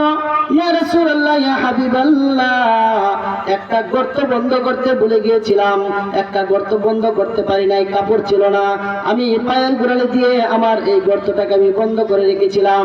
একটা বিষাক্ত সাপ আমার পায়ের মধ্যে দংশন করেছে, আমি আর সহ্য করতে পারতেছি না। ইয়া রাসূলুল্লাহ, আপনাকেও ডাকতেছি না, কি যেন আপনার জন্য ঘুম নষ্ট হয়ে যায়, আপনার কষ্ট হয়, এজন্য ইয়া রাসূলুল্লাহ আপনাকে আমি ডাকতেছি না। এবার আল্লাহর নবী বিশ্ব নবী রাহমাতুল লিল আলামিন মুখ থেকে লালা নিয়ে আবু বকরের পায়ের মধ্যে লাগিয়ে দিলেন। সমস্ত বিষ মুহূর্তের মধ্যে শেষ হয়ে গেল। আবু বকরের কি মায়া, এই জিনিসটা বোঝানোর জন্য বলতেছি যে আবু বকর, আমার রাসূলের কষ্ট হবে, ঘুম ভাঙবে, আমার রাসূল কষ্ট পাবে, সাপ দংশন করছে তো আমাকে কি হয়েছে, সাপ দংশন করছে আমাকে কি হয়েছে। আবু বকর রাদিয়াল্লাহু তাআলা আনহু যখন বিষ থেকে মুক্ত হয়ে গেল, এবার একটা সাপ গর্ত থেকে বের হলো। সাপ গর্ত থেকে বের হয়ে আল্লাহর নবীর চেহারার দিকে অপলক দৃষ্টিতে তাকিয়ে আছে। সাপ এবার যখন তাকিয়ে আছে, সাপকে আল্লাহর নবী প্রশ্ন করলেন, রে সাপ, আমার বন্ধু আবু বকর আমার জন্য এত কষ্ট করতেছে, আর তুমি আমার আবু বকরকে তুমি দংশন করেছো, তুমি কি জানো না আমি আল্লাহর নবী? সাপের জবান এবার খুলে গেল। সাপ এবার উত্তর দিতে লাগলো, ইয়া রাসূলুল্লাহ, ইয়া হাবিবাল্লাহ, নবীজি, শত শত বছর আগে আপনার আলোচনা আমি শুনেছি, অনেক শুনেছি, আপনি নাকি এই গারে সুর দিয়ে আপনি মদিনায় যাবেন, এজন্য আমি গারে সুরের মধ্যে অনেক দিন আগ থেকে আমি এখানে আমি অপেক্ষা করতেছি আপনার নুরানি চেহারা দেখার জন্য। ইয়া রাসূলুল্লাহ, ইয়া হাবিবাল্লাহ, আবু বকর আমাকে দেখার জন্য দিল না, এজন্য আবু বকরের পায়ের মধ্যে আমি দংশন করেছি। ইয়া রাসূলুল্লাহ, ইয়া হাবিবাল্লাহ, আপনার নুরানি চেহারা দেখার জন্য আমি অনেক দিন যাবত এখানে বসা। এবার আল্লাহর নবী বিশ্ব নবী রাহমাতুল লিল আলামিন যখন এই কথা শুনলেন, তখন সাপকে বললেন, সাপ তুমি কি মূলত এই সাপ নাকি জিন? মূলত এটা ছিল একটা জিন। কি এই সাপ অনেক দিন যাবত সাপের বেশ ধরে এই গর্তের মধ্যে অবস্থান করতেছে। আল্লাহর নবী বিশ্ব নবী রাহমাতুল লিল আলামিনকে আবু বকর নিজের জীবনের চাইতে বেশি ভালোবাসতেন, বিদায় আবু বকর হয়েছেন। दुनिया ये सदाकत से तेरे नाम रहेगा, दुनिया ये सदाकत से तेरे नाम रहेगा, सिद्दीक तेरे नाम से इस्लाम रहेगा, सिद्दीक तेरे नाम से इस्लाम रहेगा, दुनिया ये शुजाअत से तेरे नाम रहेगा, फारूक तेरे नाम से इस्लाम रहेगा, फारूक तेरे नाम से इस्लाम रहेगा, दुनिया ये अदालत से तेरे नाम रहेगा, दुनिया ये अदालत से तेरे नाम रहेगा, हैदर तेरे नाम से इस्लाम रहेगा, हैदर तेरे नाम से इस्लाम रहेगा, दुनिया ये सखावत से तेरे नाम रहेगा, दुनिया ये सखावत से तेरे नाम रहेगा, उस्मान तेरे नाम से इस्लाम रहेगा, उस्मान तेरे नाम से इस्लाम रहेगा, दुनिया ये मुअज्जिन से तेरे नाम रहेगा, दुनिया ये मुअज्जिन से तेरे नाम रहेगा, बिलाल तेरे नाम से इस्लाम रहेगा, बिलाल तेरे नाम से इस्लाम रहेगा। তারা হলেন আমাদের সাহাবা, তারা হলেন আমাদের জন্য আদর্শ, তারা হলেন আমাদের জন্য উসওয়া। সাহাবায়ে কেরাম, সমস্ত সাহাবায়ে কেরাম হলেন সত্যের মাপকাঠি, এই কথা আমাদের সকলের বিশ্বাস রাখতে হবে। সমস্ত আম্বিয়া আলাইহিস সালাতু ওয়াস সালাম মাসুম, নিষ্পাপ, কোনো গুনাহ নাই, ছোট বড় কোনো দিন নবী আলাইহিস সালাতু ওয়াস সালাম কোনো গুনাহ করতে পারেন না, গুনাহ করেন নাই। সমস্ত সাহাবায়ে কেরামকে আল্লাহর নবী বিশ্ব নবী রাহমাতুল লিল আলামিন আমার সাহাবায়ে কেরাম সম্পর্কে বলেছেন, সাহাবী কান্নুজুম বিআইয়ি ইকতাদাইতুম ইহতাদাইতুম। আমার সাহাবায়ে কেরাম এমন যেন আকাশের প্রত্যেকটা তারকারাজির মতো, যে কোনো তারকাকে কেউ যদি ফলো করে তাহলে নাবিক যেরকম রাস্তা পায় ওই রকম ভাবে আমার সাহাবায়ে কেরামকে কেউ যদি ফলো করে তাহলে সে সোজা জান্নাতের রাস্তা পেয়ে যাবে, হেদায়েতের রাস্তা পেয়ে যাবে। তাহলে সমস্ত সাহাবায়ে কেরাম আদুলুন, সমস্ত সাহাবায়ে কেরাম সত্যের মাপকাঠি, আহলে সুন্নাত ওয়াল জামাতের আকীদা, বিশ্বাস রাখতে হবে এটা। সমস্ত সাহাবায়ে কেরাম রাসূলের জন্য জীবন দেওয়ার জন্য প্রস্তুত, জীবন দিয়েছেন, এজন্যই তারা সাহাবী হয়েছেন। দেখেন রাসূলকে তো আমাদের সমাজে বাংলাদেশের মধ্যে দেখবেন কিছু নাস্তিক কিছুদিন পর পর আমার রাসূলকে গালি দেয়। গতকালকে এক নাস্তিককে কিন্তু ময়মনসিংহের মানুষ দেখাইছে রাসূল প্রেম, দেখছেন তো আপনারা? দেখছেন না আপনারা? এক হিন্দু, সে হিন্দু ধর্ম পালন করবে, আমাদের বাধা নাই, কিন্তু আমাদের রাসূলকে নিয়ে কটূক্তি করেছিল। আল্লাহর নবী বিশ্ব নবী রাহমাতুল্লিল আলামিন বলেছেন, মান সাব্বা নাবিয়ান ফাকতুলুহু ওয়াজিবান, যে ব্যক্তি রাসূলকে গালি দিবে, রাসূলকে নিয়ে কটূক্তি করবে, তাকে হত্যা করা ওয়াজিব। এজন্যই ময়মনসিংহের মানুষ দেখায় দিছে যে রাসূলকে কটূক্তি করলে রাসূলকে নিয়ে তাকে কিভাবে হত্যা করতে হবে, উলঙ্গ করে পিটিয়ে তাকে হত্যা করেছে। একটা মানুষের কবিরা গুনাহ সগীরা গুনাহ কিচ্ছু তো হবেই না, বরং তারা রাসূলের সুপারিশ করে কিয়ামতের দিন। বলেন সুবহানাল্লাহ। তাহলে কেউ যদি রাসূলকে নিয়ে কটূক্তি করে বাংলার জমিনে, এখন বর্তমানে কোন নাস্তিক, কোন কুলাঙ্গার আমার রাসূলকে নিয়ে যদি কটূক্তি করে গালি দেয়, তাহলে রাসূলের প্রেম ভালোবাসা দেখাইতে গিয়ে অবশ্যই রাজপথে ঝাঁপিয়ে পড়তে হবে, ঠিক কিনা বলেন? রাজপথে ঝাঁপিয়ে যদি না পড়ি তাহলে আপনি আমি মুনাফিক মার্কা মুসলমান, মুনাফিক মার্কা মুসলমান হব। রাসূলের প্রেম ভালোবাসা যদি দেখাইতে পারি না তাহলে আমি প্রকৃত রাসূলের আশিক হইলাম না, আমি প্রকৃত রাসূলের আশিক হব না, তো হব না, বরং আমি একজন মুনাফিক মার্কা মুসলমান হিসেবে চিহ্নিত হয়ে যাব। এজন্যই রাসূলের প্রেম ভালোবাসা দেখাইতে গিয়ে যদি আমার রাসূলকে কেউ নিয়ে কোনো ধরনের কটূক্তি করে, ব্যঙ্গচিত্র চলচ্চিত্র করে, অবশ্যই তাকে হত্যা করা প্রত্যেকটা মুসলমানের জন্য ওয়াজিব। কে বলেছেন? আমি বলেছি, আমার রাসূল বলেছেন। রাসূল বলেছেন, মান সাব্বা নাবিয়ান ফাকতুলুহু ওয়াজিবান, যে ব্যক্তি রাসূলকে গালি দিবে তাকে হত্যা করা ওয়াজিব, তাকে হত্যা করা ওয়াজিব। আমাদের বাংলাদেশে এখন আর বর্তমানে কেউ কুলাঙ্গার নাস্তিক মুরতাদ আমার রাসূলকে গালি দিয়ে কিন্তু বাংলার জমিনে আটকাতে পারবে না, ঠিক কিনা বলেন? এজন্য রাসূলের প্রেম ভালোবাসা দেখাইতে হবে। আপনার আমার যে কোনো মুহূর্তে রাসূলের জন্য, রাসূলের প্রেম ভালোবাসা প্রকাশের জন্য রাজপথে যদি ঝাঁপিয়ে পড়ার প্রয়োজন হয়, রাজপথে প্রয়োজনে ঝাঁপিয়ে পড়বো। এরপর আমার রাসূলের গায়ে কোনো নাস্তিক, কোনো কুলাঙ্গার যদি ফুলের টোকা দেওয়ার চেষ্টা করে, আমার রাসূলের চরিত্রে কোনো আঘাত করার চেষ্টা করে, তাকে দুনিয়া থেকে চিরতরে বিদায় করে দেওয়া হবে। সাহাবায়ে কেরাম এরকম প্রেম ভালোবাসা দেখাইছেন, কত বলবো, সাহাবীদের ঘটনা বললে তো শেষ হবে। আবু বকর রাদিয়াল্লাহু তাআলা আনহু একবার মদিনার গলি দিয়ে হাঁটতেছেন, দুই ইহুদিরা বড় শয়তান, বড় খারাপ, সবচেয়ে ইহুদি খ্রিস্টান নাস্তিক মত যা কিছু আছে, ইহুদি গোষ্ঠীটা সবচেয়ে মুসলমানদের বড় দুশমন। ইহুদিরা সবচেয়ে বড় দুশমন হলো মুসলমানদের। দুই ইহুদি আবু বকর রাদিয়াল্লাহু তাআলা দেখে এবার কটূক্তিমূলক সে বলতেছে, আল্লাহ তাআলা এর আগে আয়াত নাযিল করেছেন, ওয়া আকরিদুল্লাহ কারদান হাসানা, তোমরা আল্লাহকে করদে হাসানা দাও। আল্লাহ কি গরিব? আল্লাহকে করদে হাসানা দিব? এর ব্যাখ্যা আমরা সকলেই জানি। যদি আল্লাহর রাস্তায় দান করি আমরা কাকে দেওয়া হবে? জুড়ে বলেন, কাকে দেওয়া হবে? আল্লাহর রাস্তায় যদি কোনো ব্যক্তি দান করে, স্বয়ং এই দানটা মানুষের হাতে পৌঁছার আগে আগে, এটি মিসকিন অসহায়দের হাতে পৌঁছার আগে আগে আমার আল্লাহর হাতে পৌঁছে যায়। সুবহানাল্লাহ।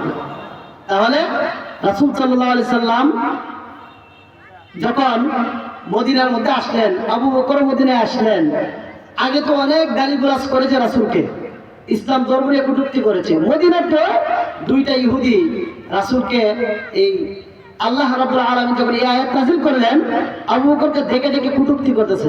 আগে শুনছিলাম মুহাম্মদ গরিব, এখন শুনছি মুহাম্মদের আল্লাহ গরিব। নাউজুবিল্লাহ বলতেন না?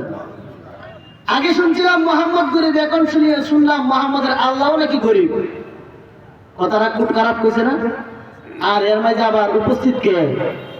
দুনিয়ার মধ্যে দুনিয়ার মধ্যে সমস্ত আম্বিয়া আলাইহিস সালাতু ওয়াস সালামের যত উম্মত আছে, আমাদের শ্রেষ্ঠ নবীর যত উম্মত আছে, সমস্ত উম্মতের আমল নামার মধ্যে যদি এক জায়গায় যদি আমল নামা জমা করা হয়, আবু বকরের আমল নামা যদি আরেক জায়গায় রাখা হয়, আবু বকরের আমল নামার পাল্লা ভারী হয়ে যাবে।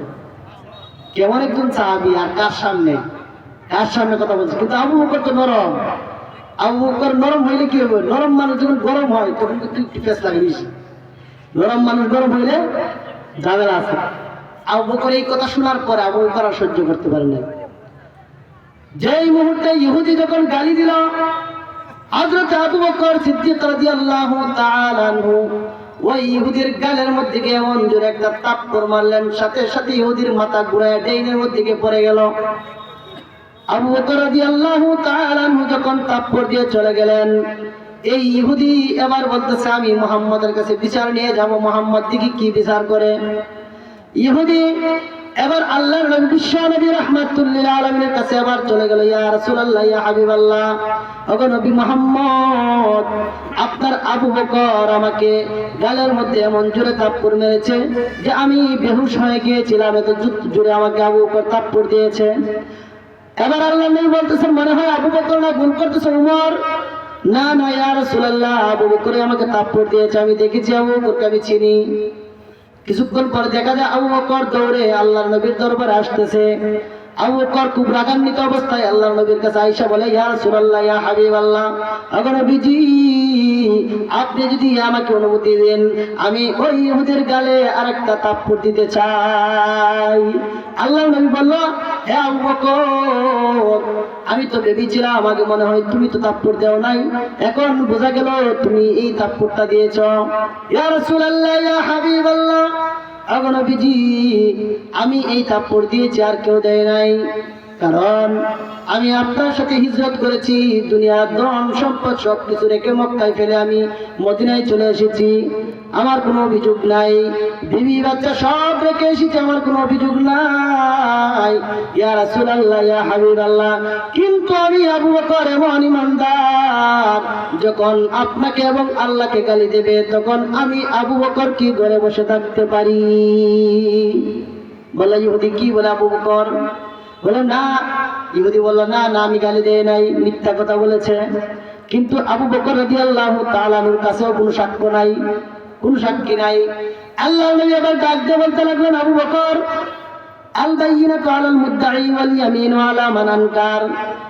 হে আবু বকর, তোমার যেহেতু কোনো সাক্ষী নাই, ইহুদি বলতেছে থাপ্পড় দিয়েছে, তুমি বলতেছো থাপ্পড় দেওয়া নাই, তোমার যেহেতু সাক্ষী নাই, সুতরাং তোমার কিন্তু ইহুদির হাতে তোমার গালে আর একটা থাপ্পড় খাইতে হবে।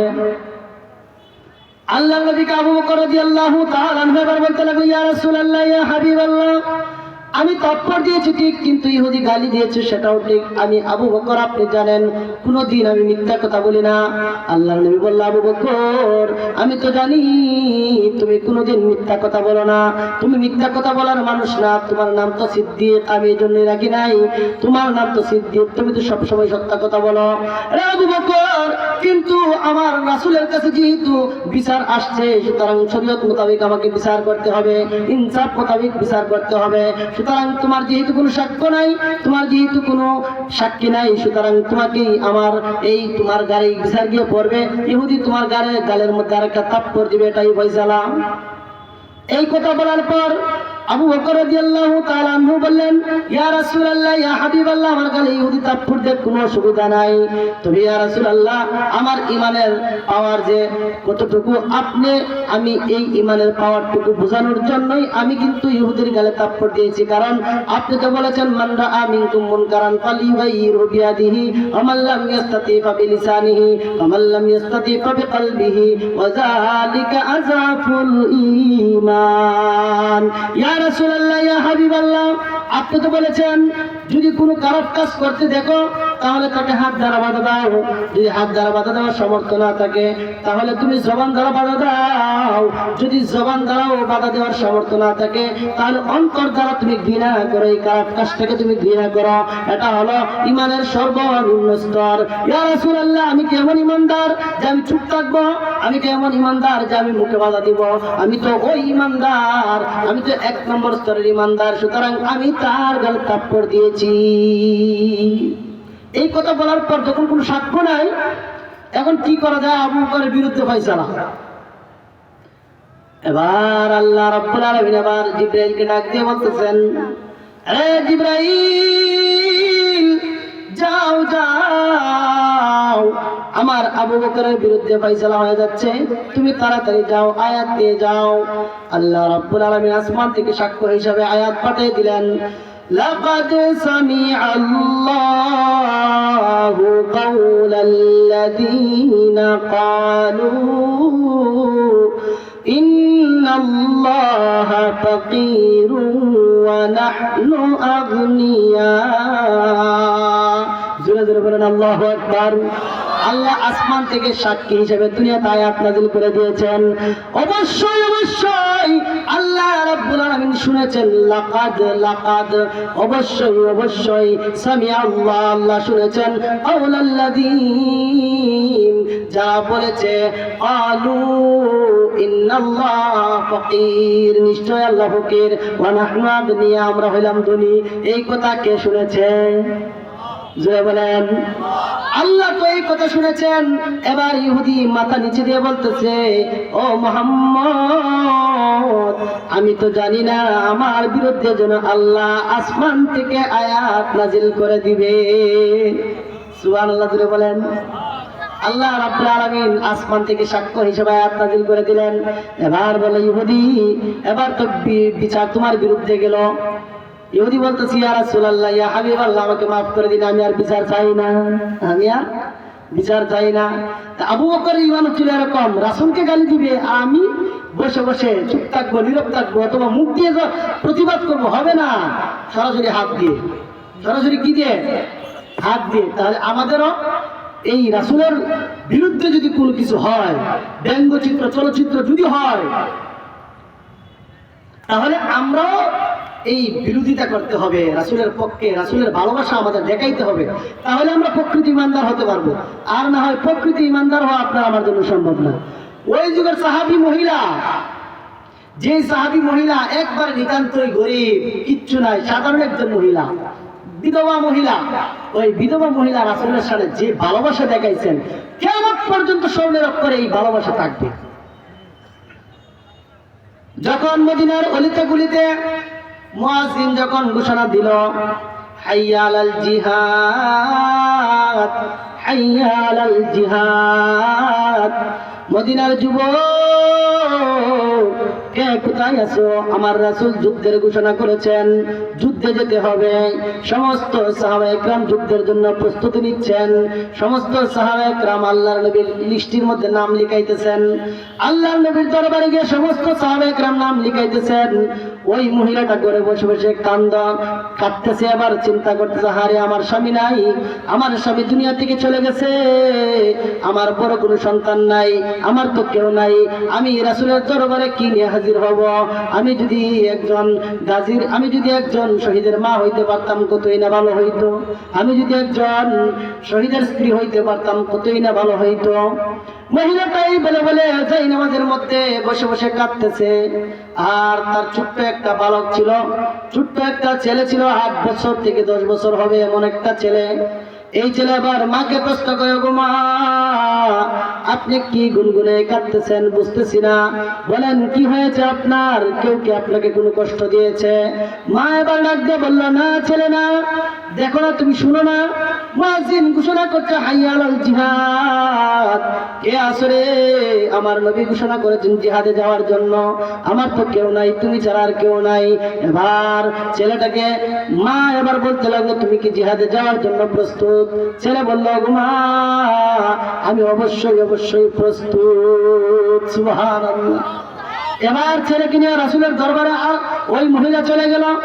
মহিলা যখন মুজাহিদদের কাতারের মধ্যে গিয়ে দাঁড়াইল। সাহাবা একরাম বলল, হে মহিলা, তুমি এখানে কেন আসছো? মহিলাদেরকে তো জিহাদের ময়দানে নেওয়া হয় না, মহিলাদেরকে তো যুদ্ধের ময়দানে নেওয়া হবে না, তুমি চলে যাও, বাড়িতে চলে যাও। মহিলা বলল, না না না, আমি যাব না, আমার এই ছেলেটাকে জিহাদের ময়দানে দেওয়ার জন্য আমি আসছি। এই বাদানুবাদ যখন হইতেছে, কথাবার্তা হইতেছে, আল্লাহর নবী শুনতেছেন, কে তুমি, কে মহিলা, তুমি আসো, আমার কাছে আসো। ওই মহিলা আল্লাহর নবীর দরবারে চলে গেল, গিয়ে বলল, ইয়া রাসূলুল্লাহ, আমার কেউ নাই উপযুক্ত জিহাদ করার জন্য। ইয়া রাসূলুল্লাহ, ইয়া হাবিবাল্লাহ, আমার এই সন্তানটাকে আমি জিহাদের ময়দানে দেওয়ার জন্য আমি আসছি, আমার সন্তানও যাওয়ার জন্য রাজি, আপনি যদি মেহেরবানি করে আমার সন্তানটাকে কবুল করেন। এবার আল্লাহর নবী বিশ্ব নবী রাহমাতুল্লিল আলামিন ডাক দিয়ে বলতেছেন, আরে মহিলা, যাও যাও, বাড়িতে যাও, বাড়িতে যাও, তোমার ছেলে যখন বড় হবে তখন তোমার ছেলেকে নিয়ে আমি জিহাদের ময়দানে যাব, তুমি এখন যাও। এবার সন্তানটা ডাক দিয়ে বলে, ইয়া রাসূলুল্লাহ, ইয়া হাবিবাল্লাহ, মেহেরবানি করে আমাকে ফিরিয়ে দিবেন না। আমি দেখেছি আমার মা যখন চুলার মধ্যে আগুন জ্বালায় তখন ছোট ছোট লাকড়িগুলা আগে দেয়, আগে দিয়ে চুলার আগুনটাকে উত্তপ্ত করে, গরম করে, আগুনটাকে বড় করে, এরপরে বড় বড় লাকড়িগুলা আমার মা চুলার ভিতরে দেয়। ইয়া রাসূলুল্লাহ, ইয়া হাবিবাল্লাহ, আমি জিহাদের ময়দানে যাব, জিহাদের ময়দানে যাওয়ার পর আমি ছোট্ট বালক আপনার সামনে থাকবো, আপনি আমাকে সামনে আপনার ঢাল চুরুক ধরে রাখবেন।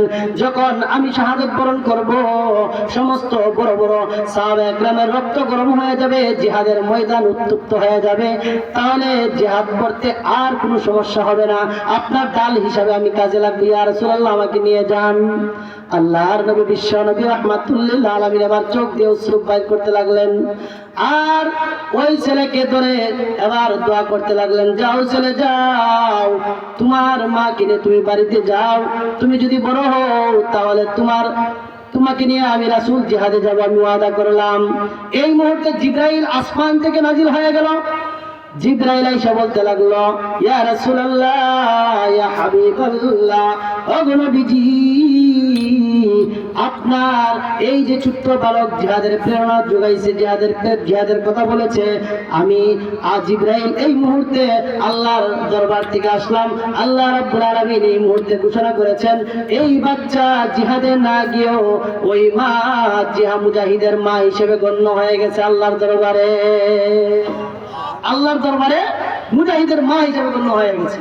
তাহলে ওই মহিলাটা রাসূলের প্রেম দেখাইতে গিয়ে, ভালোবাসা দেখাইতে গিয়ে তার নিজের সন্তানকে আল্লাহর রাস্তায় কুরবান করতে রাজি হয়ে গেছেন, কুরবান করতে রাজি হয়ে গেছেন। আমরা কি পারবো কখনো বলেন আমাদের ছেলেকে, আমাদের মেয়েকে দ্বীনের রাস্তায় দিয়ে দেওয়ার জন্য? পারবো না তো পারবো না। সে যদি যাইতে চায়, পারলে দড়ি দিয়ে কাছে দিয়ে বাঁধা রাখবো। আমরা তো এমন ইমানদার, ঠিক না? কি জানি আমার ছেলে মরে যায়, যাইও না বাবা, জিহাদের ময়দানে যাইও না, যাইলে তো তুমি শেষ হয়ে যাবা, মরে যাবা, তোমার বন্দুকের গুলি তোমার খাইতে হবে, অবশ্যই তুমি ঘরে থাকতে হবে, ঘরের দরজা লাগায় প্রয়োজন হলে তালা লাগাইব। আমাদের হইল ইমানের এই অবস্থা।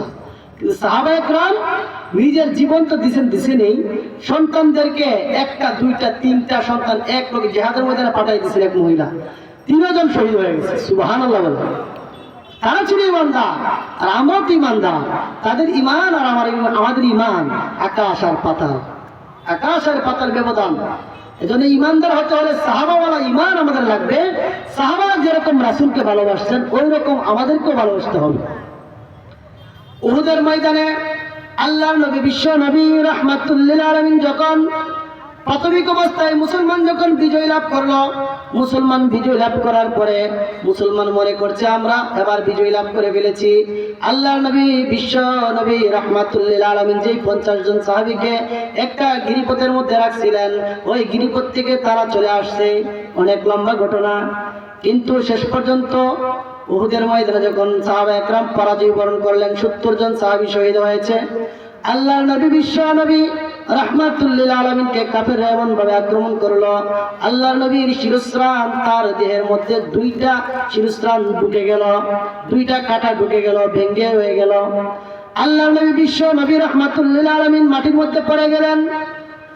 এদিকে হযরত আবু বকর রাদিয়াল্লাহু তাআলা আনহু দৌড়ে আসতেছে আল্লাহর নবীকে ধরার জন্য, আর এদিকে উবাইদা ইবনুল জাররাহ রাদিয়াল্লাহু তাআলা আনহু তিনি দৌড়ে আসছেন, আবু বকরকে বাধা দিলেন। হে আবু বকর, জীবনে তুমি অনেক নেকি কামাইছো, অনেক উপার্জন করেছো, তুমি অনেক আমল তোমার আছে। আবু বকর রে, আজকে আমার রাসূলের খেদমত করার জন্য আমাকে একটু সুযোগ দাও। উবাইদা ইবনুল জাররাহ রাদিয়াল্লাহু তাআলা আনহু আল্লাহর নবী বিশ্ব নবী রাহমাতুল লিল আলামিনের চেহারা থেকে দুইটা চিরস্থানের দুইটা কাটা খোলার জন্য দাঁত দিয়ে কামড় দিলেন। কামড় দিয়ে যখন টান দিলেন, সাথে সাথে একটা দাঁত ভেঙে গেল। তিনি তোয়াক্কা করলেন না, সাথে সাথে আরেকবার কামড় দিয়ে দ্বিতীয় কাটাটা খোলার জন্য কামড় দিলেন, সাথে সাথে আরেকটা দাঁত ভেঙে গেল। এই মুহূর্তে আল্লাহর নবীর চেহারা থেকে রক্ত অজুরে বের হতে লাগলো। আবার আরেকজন সাহাবী আবু দাজানা রাদিয়াল্লাহু তাআলা দৌড়ে আসলো। আয়েশা আমার রাসূলের চেহারার মধ্যে মুখটা লাগাইয়া আমার রাসূলের রক্ত পান করতে লাগলেন। রাসূলের রক্ত পান করতে লাগলেন। আল্লাহর নবী বিশ্ব নবী রাহমাতুল লিল আলামিন বলতেছেন, হে আবু দাজানা, তুমি যে আমার রক্ত পান করেছো, তোমাকে কখনো জাহান্নামের আগুন স্পর্শ করতে পারবে না। আমার রাসূলের রক্ত যার শরীরে ঢুকে গেছে, ওই মানুষটার জন্য জাহান্নামের আগুন হারাম হয়ে গেছে। শুধু এই নয়, এক মহিলার স্বামী মারা গেছে, এক মহিলার ছেলে মারা গেছে, ভাই মারা গেছে, উহুদের ময়দানে সব শহীদ হয়ে গেছে। মহিলা এবার দৌড়াইতেছে, উহুদের ময়দানে যায়। আর সাহাবায়ে কেরাম এবার মহিলাকে প্রশ্ন করে, হে মহিলা, তুমি কোথায় যাইতেছো? তোমার তো স্বামী শহীদ হয়ে গেছে। মহিলা ইন্না লিল্লাহি ওয়া ইন্না ইলাইহি রাজিউন পড়লেন। আবার দৌড়াইতেছেন, কিছুক্ষণ যাওয়ার পরে আবার বলল, রে মহিলা, যে তোমার কোনো লাভ নাই, তোমার ভাইও শহীদ হয়ে গেছে। মহিলা ইন্না লিল্লাহ পরে আবার সামনে দৌড়ায়, বলল, রে মহিলা, উহুদের ময়দানে গিয়ে তোমার কোনো লাভ নাই, তোমার ছেলেও দুনিয়া থেকে বিদায় হয়ে গেছে, তুমি আর উহুদের ময়দানে গেলে কোনো লাভ হবে না।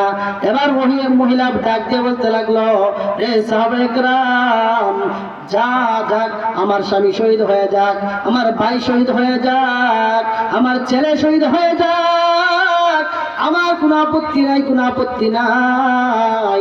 আমার রাসূলের কি অবস্থা আমাকে একটু বলো। সুবহান। আমার রাসূলের কি অবস্থা? আমার রাসূল জীবিত আছেন কিনা?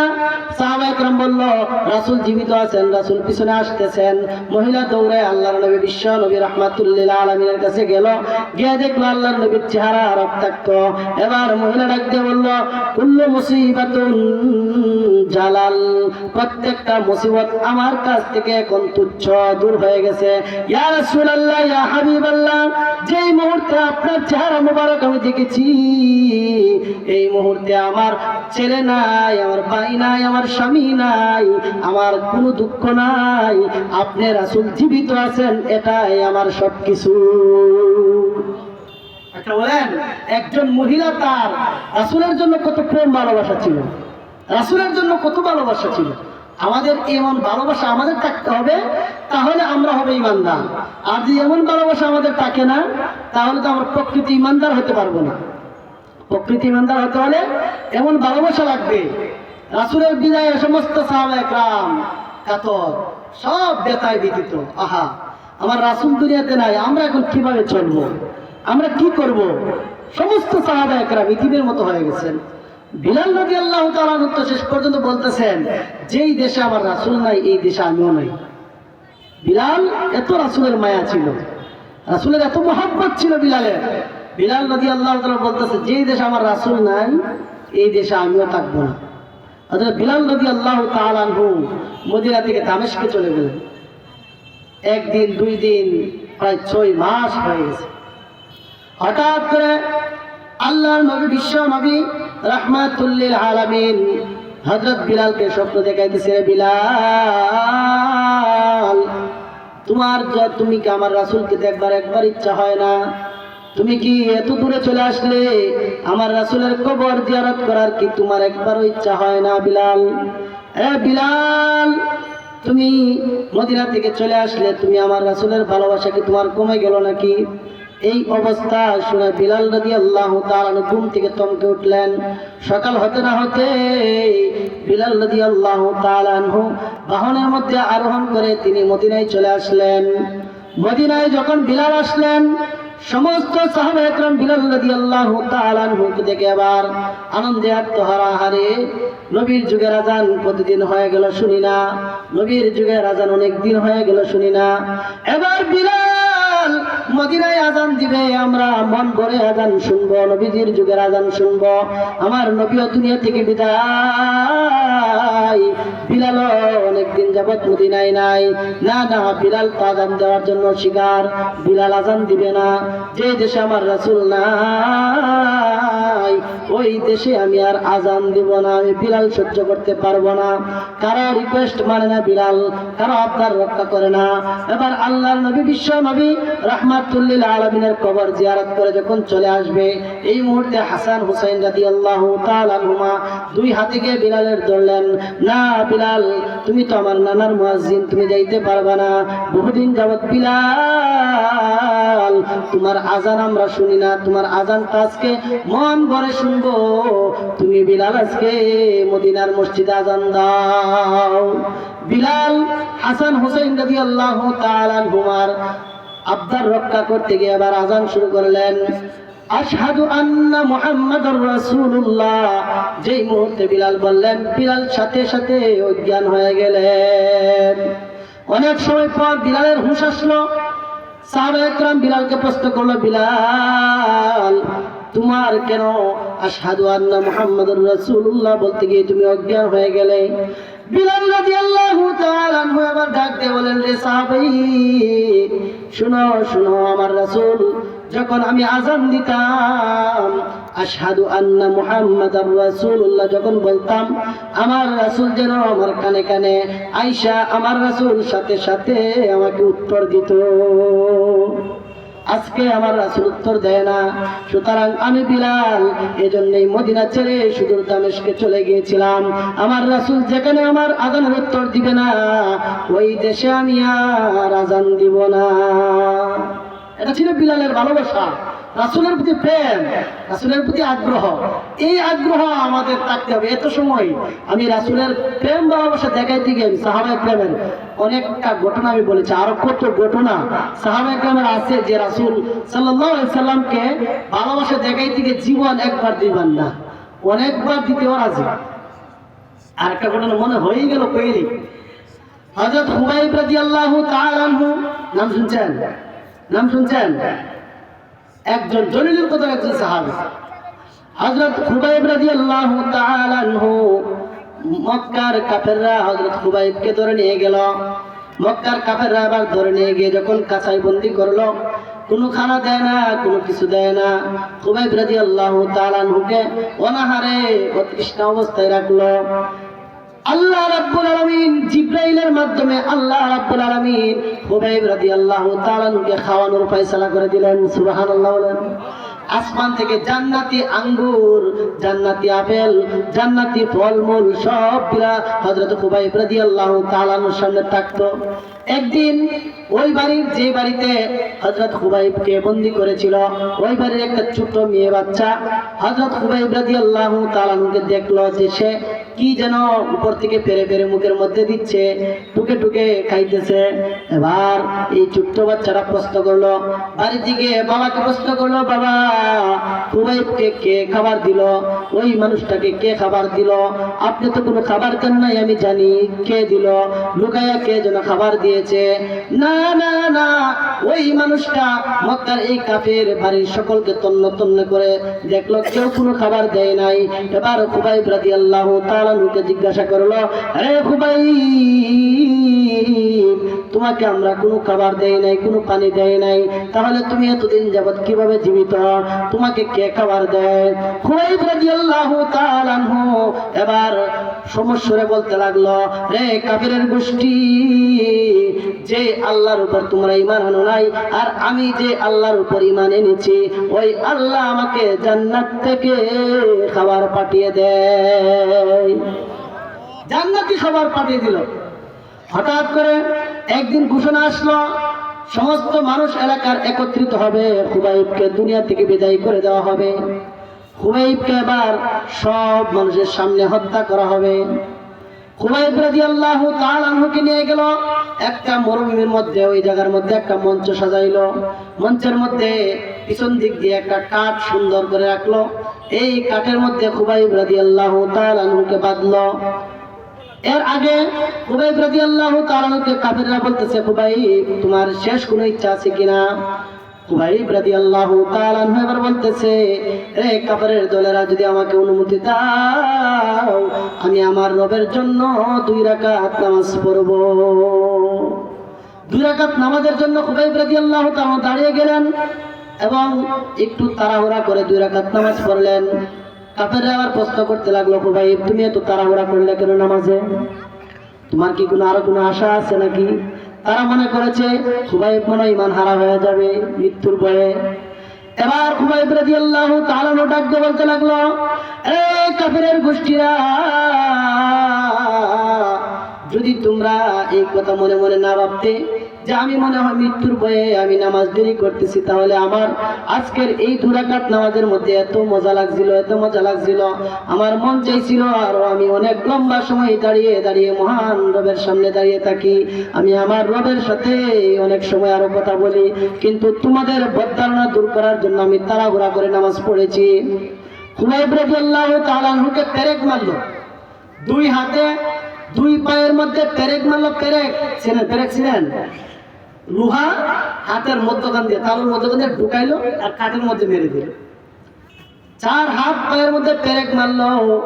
এবার খুবাইব রাদিয়াল্লাহু তাআলা আনহুকে এবার বলতেছে, কাফেরের গোষ্ঠীরা এবার বলে, আরে খুবাইব তুমি যদি চাও তুমি দুনিয়া থেকে এখনো জীবিত থাকবে, তোমাকে দুনিয়া থেকে দুনিয়ার মধ্যে আমরা রাখবো, তবে শর্ত হলো এই মুহূর্তে তুমি এই জিনিসটা শুধু বলতে হবে, তোমার জায়গায় যদি তোমার মুহাম্মদকে হত্যা করতাম তাহলে তুমি কি মেনে নেবে? তুমি যদি মেনে নাও তোমার জায়গার মধ্যে মুহাম্মদকে এখানে শুলিতে চড়াই পেরেক মারে হত্যা করি, তাহলে তুমি যদি শুধুমাত্র মুখ দিয়ে বলা আমি এটা মানি, তাহলেই তোমাকে ছেড়ে দেব। নাউজুবিল্লাহ বলেন। হযরত খুবাইব ডাক দিয়ে বলতে লাগলো, রে কাফেরের গোষ্ঠীরা, আমি তো একজন সাধারণ সাহাবী খুবাইব, আমার একবার না 2 বার না, আমার যদি 1000 বার যদি আমার জীবনটাকে আমার ফিরিয়ে দেওয়া বার নিয়ে যাও, তাহলে আমার রাসূল মদিনার গলিতে হাঁটবে, আমার রাসূলের পায়ের মধ্যে একটা কাঁটা বিঁধবে, আমি খুবাইব কোনোদিন সহ্য করব না।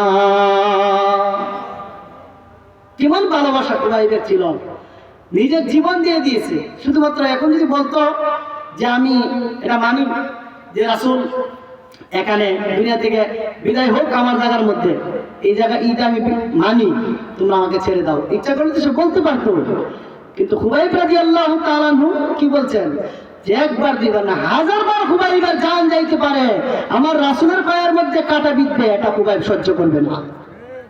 তাহলে রাসূলের ভালোবাসা এমন টাকা চায়, রাসূলের ভালোবাসা এমন আমাদের হতে হবে। এমন ভালোবাসা না হইলে আমরা প্রকৃত ঈমানদার হতে পারবো না। লা ইউমিনু আহাদুকুম হাত্তা আকুনা আহাব্বা ইলাইহি মিন ওয়ালিদিহি ওয়া ওয়ালাদিহি ওয়ান নাসি আজমাইন। আল্লাহর নবী বিশ্ব নবী বলেন, দুনিয়ার কোন মানুষ পরিপূর্ণ ঈমানদার ততক্ষণ পর্যন্ত হতে পারবে না যতক্ষণ পর্যন্ত আমি রাসূলকে তার জীবনের চাইতে বেশি ভালোবাসবে না, তার ছেলে মেয়ে থেকে বেশি ভালোবাসবে না, তার মা বাবা আত্মীয় স্বজন দুনিয়ার সকল মানুষ থেকে যতক্ষণ পর্যন্ত আমি রাসূলকে ভালোবাসবে না ততক্ষণ পর্যন্ত সে পরিপূর্ণ ঈমানদার হতে পারবে না। এখন আসেন, রাসূলকে ভালোবাসবো কেন?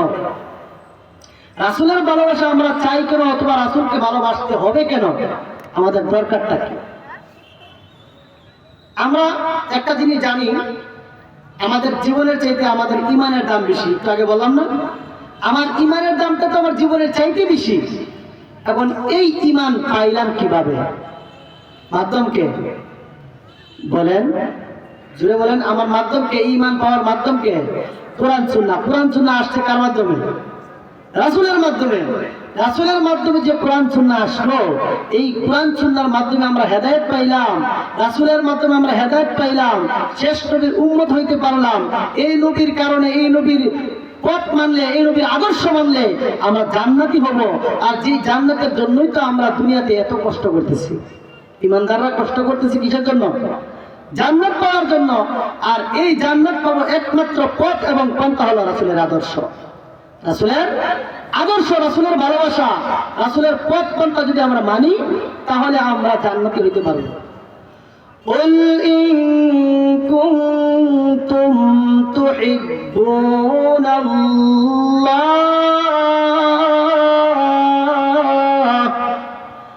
আল্লাহ রাব্বুল আলামিন বলেন, ও নবীজি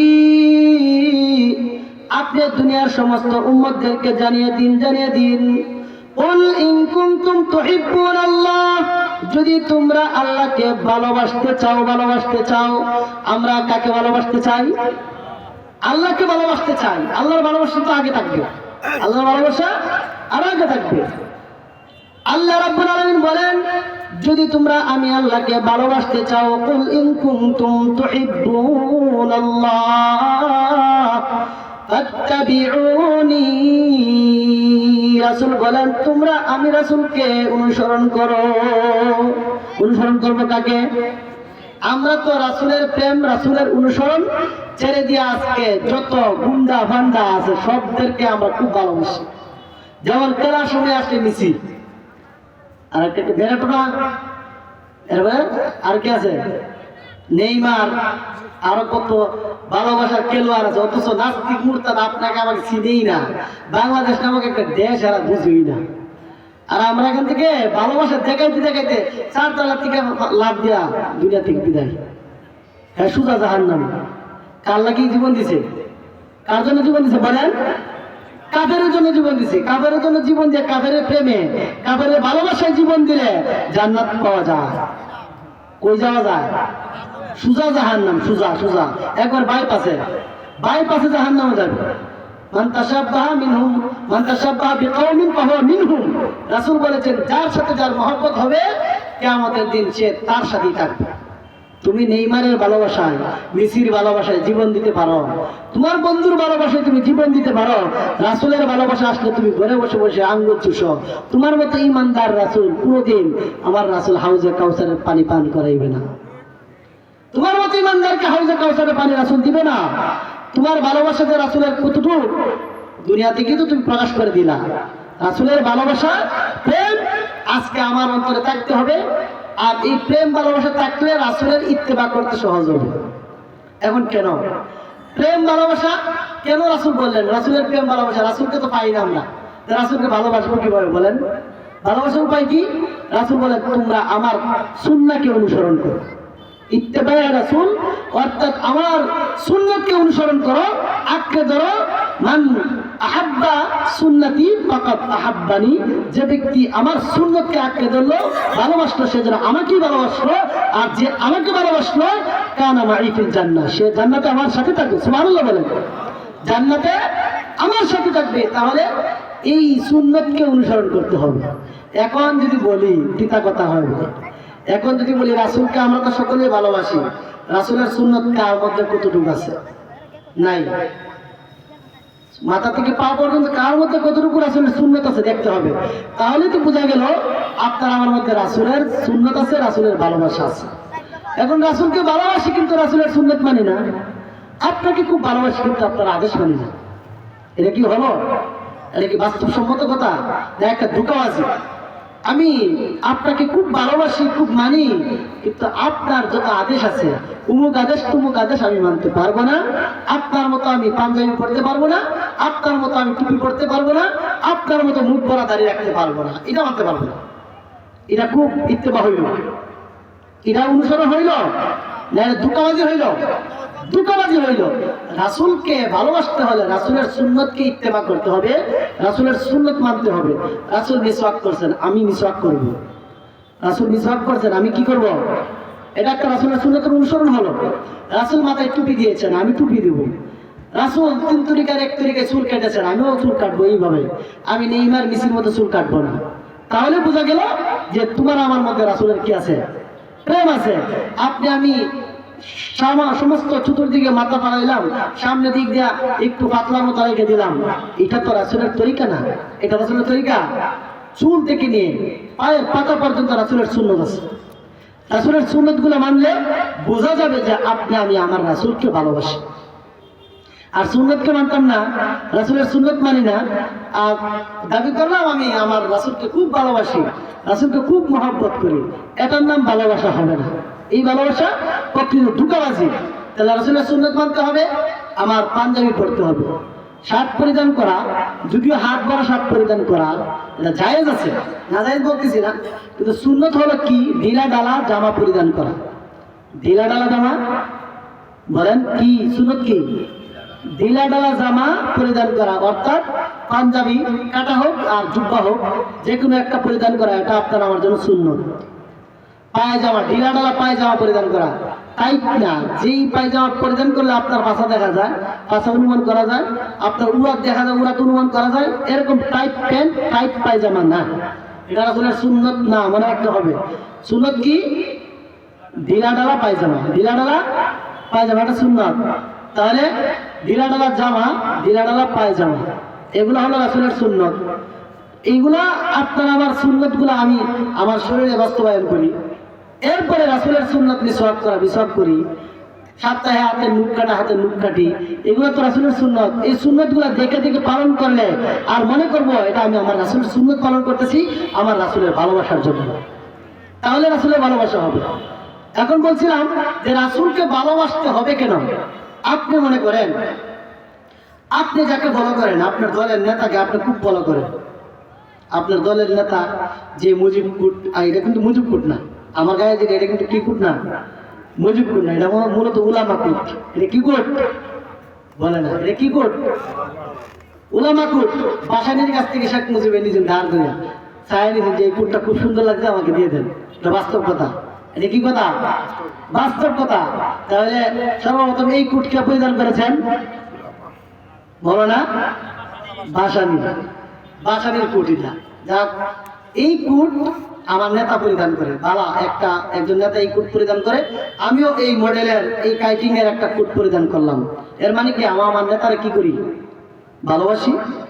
কথা বলে না, আমার নেতাকে আমি কি করি? ভালোবাসি। এজন্য তো আমার নেতার কুট করলাম। আমার নেতা যে শার্টটা, যে ডিজাইনের শার্টটা বানায়, এই ডিজাইনের শার্টটা বানাইলাম। যে ডিজাইনের প্যান্টটা পরিধান করে, এই ডিজাইনের প্যান্ট কিনলাম। যে ডিজাইনের জুতা পরিধান করে, যে ডিজাইনের মোজা পরে, যে ডিজাইনের চুল কাটে, সব কিছু আমার নেতার এটা অনুসরণ করলাম। কেন করলাম? কারণ কি? বলে ভালোবাসি। কি কারণ? আমার নেতাকে আমি ভালোবাসি। তাহলে আপনার নেতাকে আপনি ভালোবাসে আপনার লেবাস পরিবর্তন করে বা করতে পারেন। যিনি নেতারও নেতা, যিনি নেতারও নেতা, বাদশারও বাদশা, মুহাম্মদুর রাসূলুল্লাহ সাল্লাল্লাহু আলাইহি সাল্লাম, যিনি আমাদের আদর্শ, যিনি আমাদের উসওয়া, ওই রাসূলকে আমরা মানতে গিয়ে আমি রাসূলের সুন্নত অনুসরণ করব না কেন? এজন্যই তো রাসূলকে ভালোবাসা। রাসূলকে ভালোবাসলে একজনের সুন্নত মানতে, একজনের জিনিসটা গ্রহণ করতে সহজ হয়। আপনাকে আমি মানি না, আপনার প্রতি আমার খুব রাগ, অর্থাৎ আপনি যে কথাই বলেন আমার কান সহ্য করে না, যেই কাজ করেন আমার দেহে মানে না। এক কথাই আপনার কথা, কাজ, চলন, বাচন, ভঙ্গি কোনো কিছু আমার ভালো লাগে না। আচ্ছা বলেন, এখন কি আপনার যেটা পরিধান করেন, আপনি যেটা পরেন, আপনি যেভাবে চুল কাটেন, এইভাবে কি আমি কাটবো? এভাবে কাটবো আমি? কেন কাটবো না? আপনাকে আমি ভালোবাসি না, ঠিক আছে না? বাস্তব কথা। আপনার প্রতি আমার জিদ আছে, আপনার প্রতি আমার রাগ আছে, এজন্যই আপনার আদর্শটা, আপনার লেবাসটা আমি গ্রহণ করতে পারতেছি না। আপনি যেভাবে খাওয়া দাওয়া করেন, যেভাবে চলাফেরা করেন, ওইভাবে চলাফেরা আমি করতে পারতেছি না। তার কারণ হলো আপনাকে আমি ভালোবাসি না, এজন্যই ভালোবাসি। আল্লাহকে ভালোবাসতাম কেন? বলে আল্লাহকে ভালোবাসলে আল্লাহর বিধান মানতে সহজ। আল্লাহকে ভালোবাসলে আল্লাহর বিধান মানতে সহজ। এখন আল্লাহকে যদি ভালোবাসি না, তাহলে আল্লাহর বিধান মানতে আমার জন্য সহজ হবে না। এজন্যই ভালোবাসাটা, এজন্যই কি এখন রাসূলের আদর্শ হলো সবচেয়ে বড় আদর্শ। এজন্যই রাসূলের আদর্শটা পৃথিবীর মধ্যে যত মানুষ দুনিয়া থেকে বিদায় হয়ে গেছে, আদম আলাইহিস সালাম থেকে শুরু করে কিয়ামত পর্যন্ত যত মানুষ দুনিয়াতে আসবে, প্রত্যেকটা মানুষ যত আদর্শ নিয়ে আসছেন সবচেয়ে উত্তম এবং খুলুকে আজিম হলো আপনার আমার নবী মুহাম্মদুর রাসূলুল্লাহ সাল্লাল্লাহু আলাইহি সাল্লাম। এমনকি ইহুদি খ্রিস্টানরাও তারা নিজেরা অনেক গবেষণার পরে রাসূল সাল্লাল্লাহু আলাইহি সাল্লাম আদর্শকে তারা সামনে রাখছে, ফলো করছে।